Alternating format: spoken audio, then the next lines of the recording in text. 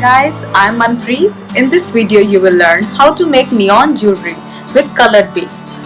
So let's get started. Cut leather in 4 equal pieces and use neon colored beads. Stitch the beads using thread and needle.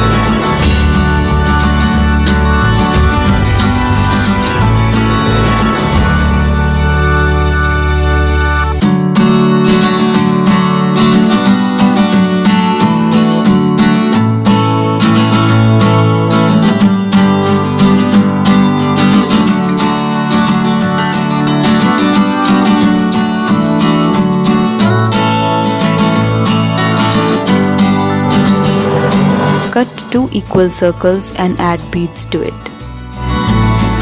Stitch earring hook at the back. Now join both the pieces and your beautiful earring set is ready.